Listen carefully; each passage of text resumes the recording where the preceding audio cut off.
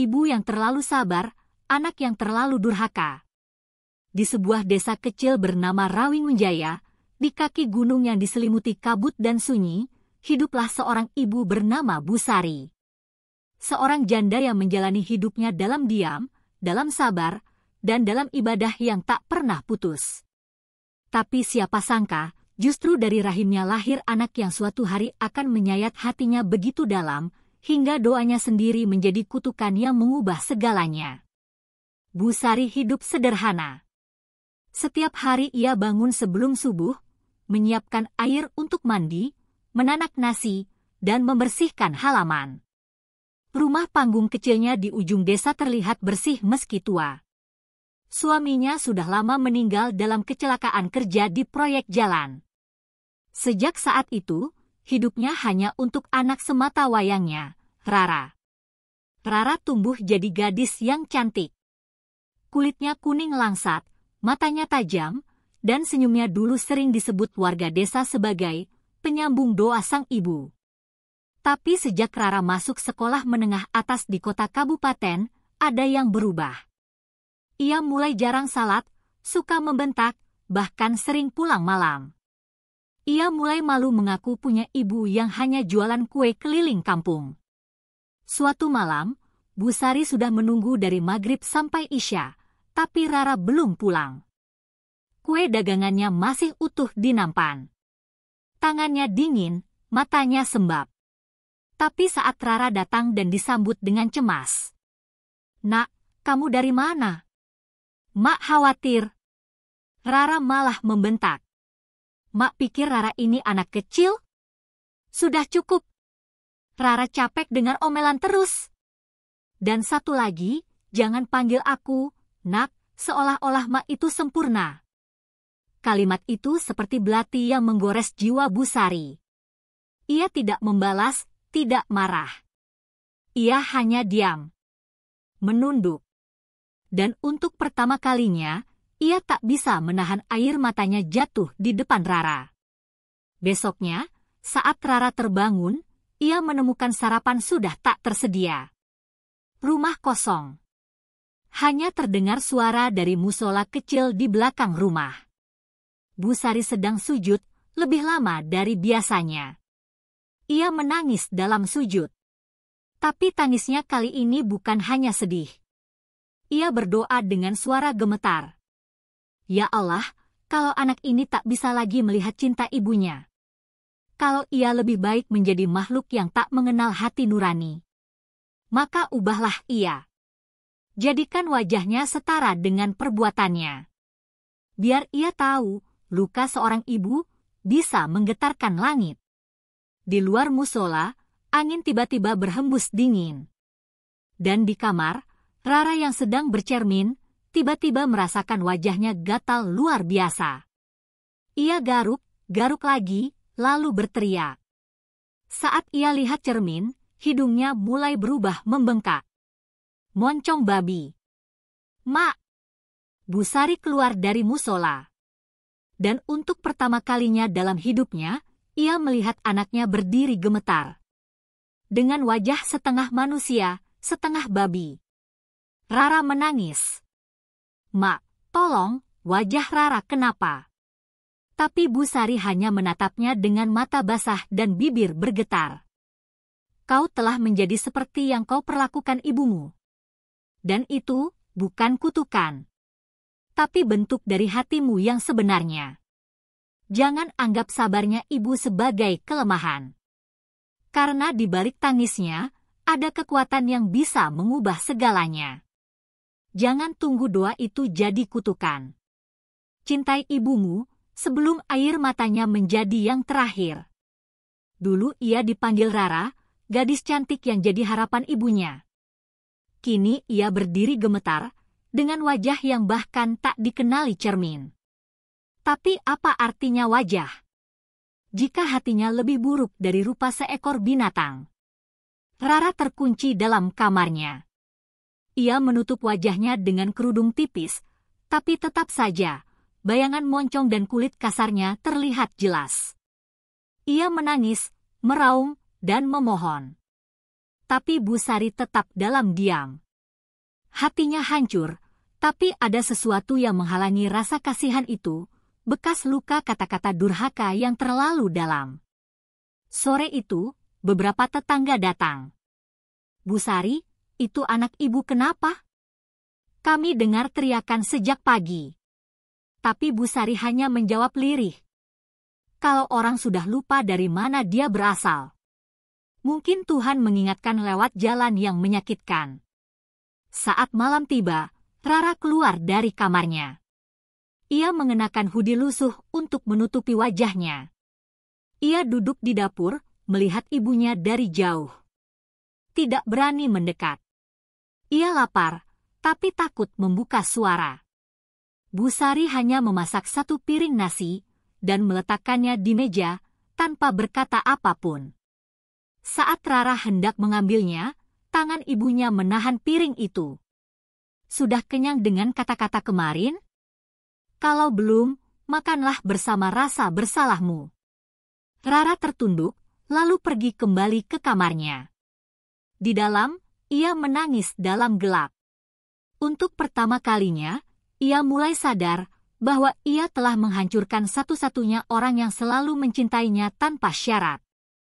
Besok paginya, perubahan makin parah. Kulit wajah Rara mengelupas kasar.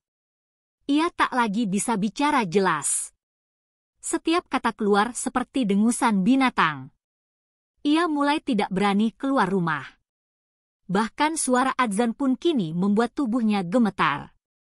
Bu Sari mulai khawatir, tapi ia tetap bertahan dalam doa. Ia menghabiskan malam dengan Al-Quran di tangan dan air mata di sajadah. Warga menyarankan Bu Sari menemui Ki Warso, seorang tua sakti yang tinggal di pinggir desa. Ki Warso berkata, setelah mendengar cerita Bu Sari, "Kutukan ini bukan dari ilmu hitam, tapi dari doa putih yang terluka. Hanya hati yang tulus yang bisa memutar takdir seperti ini. Bawa anakmu ke ladang Talunwangi saat purnama. Tapi jangan berharap wajahnya kembali sebelum hatinya kembali bersujud." Bu Sari masuk ke kamar Rara, membawa air hangat dan selimut. Untuk pertama kalinya sejak hari itu, ia menyentuh kepala Rara dan berkata lirih, "Kamu masih anak, Mak, walau wajahmu bukan lagi manusia. Tapi kalau kamu mau berubah, Mak akan temani kamu sampai akhir." Rara memeluk ibunya. Tangisnya meledak. Tangannya gemetar, dan suaranya parau seperti babi menangis. Tapi pelukannya itu tulus. Malam itu, mereka bersiap ke Talunwangi. Bu Sari menggendong Rara yang tubuhnya mulai melemah. Dedaunan kering terinjak, bulan penuh menggantung di langit kelam. Dan di kejauhan, suara Ki Warso mengalun. Kadang, wajah manusia bisa berubah jadi babi. Tapi yang lebih mengerikan adalah manusia yang tetap berwajah manusia, namun berhati lebih keji dari binatang. Rara belum sepenuhnya berubah. Tapi di dalam tubuh makhluk laknat itu, untuk pertama kalinya tumbuh sesuatu yang bernama penyesalan. Apakah cinta seorang ibu cukup kuat untuk menebus semuanya? Malam tak selalu datang untuk menutup luka, kadang ia datang untuk menguji, apakah luka itu masih bernyawa atau sudah menjadi nisan rasa. Di bawah cahaya bulan, seorang ibu membawa anaknya yang sudah bukan manusia. Tapi cinta masih tetap manusiawi. Malam itu sunyi. Desa Rawingunjaya seperti mematung. Bu Sari melilitkan syal tipis ke kepala Rara. Wajah Rara kini benar-benar menyerupai babi, moncong penuh, mata membengkak, kulit mengeras, namun tubuhnya masih seperti manusia. Tapi di matanya ada air mata. Untuk pertama kalinya, air mata itu bukan karena malu, tapi karena ingin kembali. "Mak." Rara takut. Suara Rara terdengar berat, parau, seperti dicampur suara binatang. "Mak di sini, Nak, jangan takut, selama hatimu belum mati, selalu ada jalan pulang." Jalan menuju ladang Talunwangi dipenuhi akar-akar besar dan semak berduri. Bu Sari memapah Rara yang tubuhnya semakin berat. Napasnya pendek, kakinya goyah. Ki Warso sudah menunggu. Ia duduk bersila, dikelilingi dupa dan api kecil. Kita tak akan menyembuhkan wajah, kita hanya akan menyembuhkan luka hatinya dulu. Ia mengajak Rara duduk dalam lingkaran garam dan bunga melati. Ia meletakkan telapak tangan di atas kepala Rara, lalu berkata, "Katakan, apa yang membuatmu menjadi seperti ini?" Rara terisak, suaranya pecah. "Aku, malu punya ibu miskin. Aku pernah berharap ibu mati biar aku bisa hidup bebas. Aku hina ibu di depan teman-teman. Aku pernah menginjak sajadah yang ibu pakai karena aku benci doa-doanya." Suasana hening. Hanya terdengar suara angin dan isak tangis Rara. Ki Warso menunduk. Bahkan ia sendiri tak menyangka seburuk itu luka yang ditorehkan. Bu Sari menggigit bibirnya. Air matanya jatuh, tapi bukan karena benci. "Nak, meski kau pernah membenci ibumu, tapi Mak tak pernah berhenti mencintaimu, bahkan saat Mak mendoakan kehancuranmu. Maafkan Mak yang terlalu sakit, sampai doanya jadi azab." Ki Warso mengambil air dari kendi tua dan memercikannya ke wajah Rara. Ia membacakan ayat suci perlahan. Lalu ia berkata, "Tubuhmu tidak akan kembali sebelum ibumu benar-benar ridho. Dan ridho itu bukan dari mulut, tapi dari hati terdalam." Bu Sari mendekat. Ia menatap mata Rara yang berkaca-kaca. "Kalau kamu benar-benar ingin kembali, jangan minta ampun pada Mak. Tapi perlihatkan tobatmu pada Tuhan, dan buktikan pada hidup bahwa kamu layak jadi manusia lagi." Rara menangis sejadi-jadinya. Ia bersujud. Wajahnya yang seperti babi menempel tanah. Tapi dari mulutnya keluar suara gemetar. "Ya Allah, maafkan aku.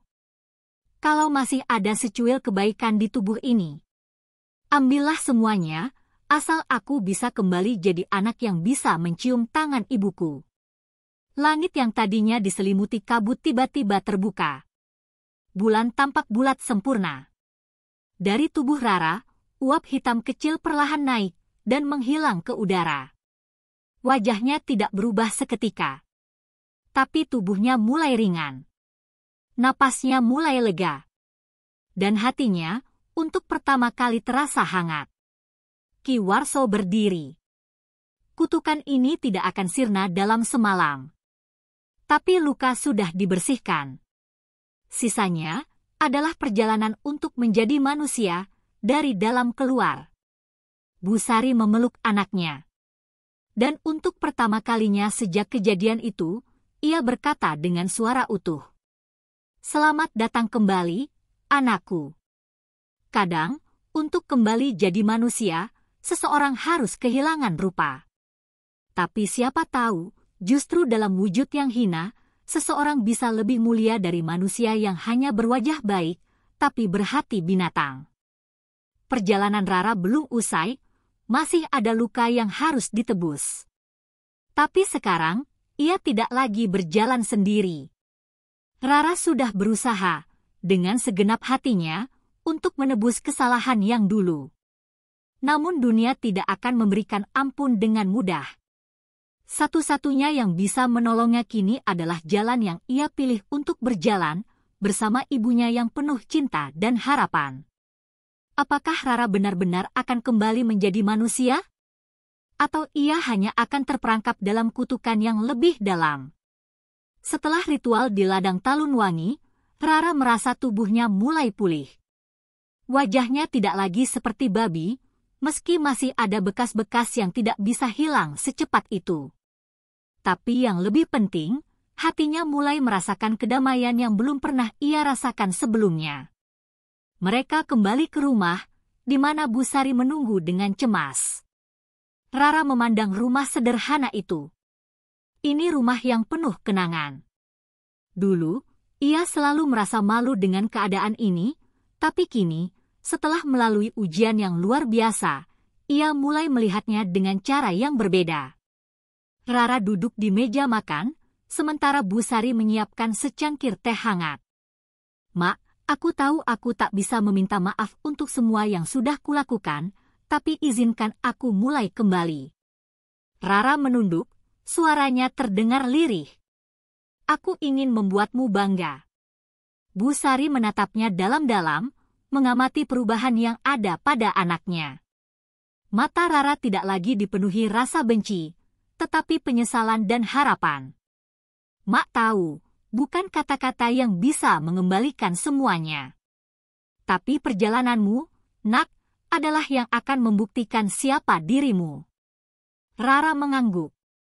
Ia tahu bahwa ini adalah langkah pertama dari perjalanan panjang yang harus ia lalui untuk mendapatkan pengampunan dari Tuhan dan ibunya. Hari-hari berlalu dengan pelan. Rara mulai memperbaiki hidupnya, perlahan tapi pasti. Ia kembali belajar sholat, membaca Al-Quran, dan membantu ibunya menjual kue keliling desa. Meskipun banyak orang masih memandang aneh perubahan yang terjadi pada wajahnya, ia tidak lagi merasa malu. Bahkan, ia mulai belajar menerima dirinya dengan segala kekurangannya. Namun, perjalanan ini tidak mudah. Beberapa kali, Rara merasa ingin menyerah. Ketika teman-temannya yang dulu pernah menghina, atau bahkan menertawakannya, datang lagi ke desanya, ia merasakan godaan untuk kembali pada kehidupan lamanya yang penuh kebebasan dan kesenangan. Suatu sore, ketika Rara sedang berdiri di jalan desa, seorang teman lama mendekatinya. "Rara, kenapa kamu berubah? Dulu kita bisa jalan bareng, pesta, nongkrong. Kenapa sekarang kamu jadi seperti ini?" Rara terdiam. Ia memandang wajah temannya yang penuh harapan, seolah ingin ia kembali ke jalan yang dulu. Tapi ia tahu itu bukan lagi jalannya. "Aku sudah memilih, dan aku tidak akan mundur," jawab Rara dengan penuh keyakinan. Teman-temannya terdiam, hanya bisa menggelengkan kepala. Mereka pergi, meninggalkan Rara yang kini lebih teguh dalam pilihannya. Namun, di malam hari, saat Rara berdoa di kamar, ia merasa keraguan merasuk ke dalam hatinya. Apakah ia benar-benar bisa berubah? Apakah Tuhan benar-benar akan menerima tobatnya? Rara memandang keluar jendela, di mana bulan purnama bersinar terang. Ia teringat kata-kata Ki Warso. "Perjalananmu belum selesai, Rara. Hanya hati yang tulus dan ikhlas yang bisa mengubah takdir." Ia menundukkan kepala dan berdoa. "Ya Allah, aku hanya ingin menjadi anak yang baik bagi ibuku. Bantu aku untuk terus berada di jalan yang benar. Aku tidak tahu apakah aku pantas untuk kembali, tapi aku akan berusaha untukmu, Mak." Keesokan harinya, Bu Sari melihat perubahan yang lebih dalam pada anaknya. Rara tidak hanya lebih rajin beribadah, tapi juga mulai merasakan kedamaian dalam dirinya yang dulu tidak pernah ia rasakan. Suatu pagi, Bu Sari duduk di luar rumah sambil menunggu Rara datang dari ladang. Rara mendekat, dengan senyum yang tulus di wajahnya, wajah yang kini tidak hanya terlihat seperti manusia, tetapi juga terasa manusiawi. "Mak, aku ingin membantu lebih banyak. Aku ingin bekerja bersama Mak, dan mulai dari awal." Rara menyentuh tangan ibunya. "Aku tahu aku sudah banyak menyakiti Mak, tapi izinkan aku membuktikan bahwa aku bisa berubah." Bu Sari mengelus kepala anaknya, dan untuk pertama kalinya setelah sekian lama, ia tersenyum dengan penuh kebanggaan. "Selamat datang kembali, Nak." Rara berdiri di pintu rumah, memandang ke arah jalan yang baru saja ia lalui, dan melihat desa yang dulu ia anggap hina. Kini, ia melihatnya dengan penuh rasa syukur. Ia tahu jalan yang ia tempuh tidak mudah, namun ia percaya bahwa ini adalah jalan menuju pengampunan. Suara langkah kaki Bu Sari terdengar di belakangnya, dan mereka berjalan berdampingan. Kadang, kita harus kehilangan diri kita dulu, untuk menemukan siapa kita sebenarnya. perjalanan Rara dan Bu Sari masih jauh. Tapi di setiap langkah yang mereka ambil, ada harapan yang tak pernah mati. Karena kadang, yang kita butuhkan untuk berubah adalah waktu dan kasih sayang yang tulus. Apakah Rara benar-benar bisa kembali sepenuhnya? Itu akan ditentukan oleh perjalanan mereka bersama. Sebab dalam kehidupan ini, tak ada yang tak bisa diperbaiki selama masih ada cinta yang mengalir di dalam hati. Apakah Rara benar-benar akan mendapatkan pengampunan Tuhan? Ataukah ada ujian lebih berat yang harus ia hadapi? Mari kita simak terus cerita ini sampai akhir. Perjalanan panjang itu akhirnya menemui titiknya. Rara telah berjuang keras untuk kembali, namun sejauh manapun kita pergi, ada hal-hal yang hanya bisa dimaafkan dengan hati yang tulus. Dalam perjalanan ini, bukan hanya wajah Rara yang berubah. Hatinya pun ikut disucikan. Dan di ujung perjalanan ini, ada satu pertanyaan. Apakah pengampunan sejati akan datang untuk mereka berdua? Setelah hari-hari yang penuh perubahan, Rara merasa dirinya semakin kuat. Kini, ia bukan lagi gadis yang dulu sering mengutuk hidupnya dan merasa malu dengan keadaan ibunya. Ia lebih tenang, lebih bijaksana. Namun, masih ada satu ujian terakhir yang harus mereka hadapi bersama, menghadapi dunia luar dan menghadapinya dengan kepala tegak. Pagi itu, Rara duduk di depan rumah dengan Bu Sari. Matahari pagi mulai menyinari desa Rawingunjaya dengan cahaya keemasan, membawa harapan baru.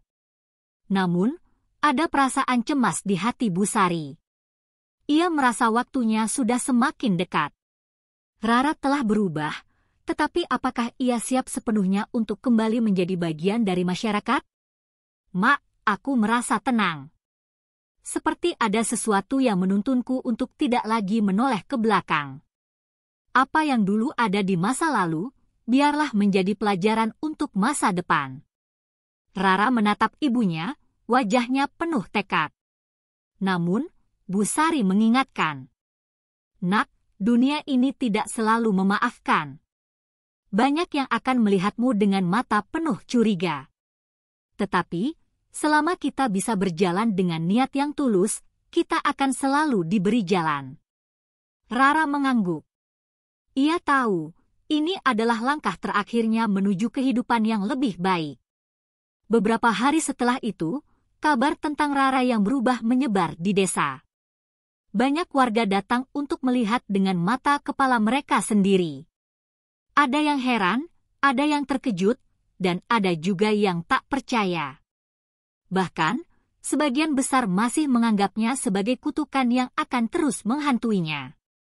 Salah satu tetangga lama, Bu Lestari, yang dulu sering mencemooh Rara, datang dengan tatapan tajam. Ia berdiri di depan Rara dan Bu Sari dengan wajah yang tak bisa disembunyikan, penuh skeptisisme. Rara, apakah kamu benar-benar sudah berubah? Apa kamu benar-benar ingin memperbaiki semuanya?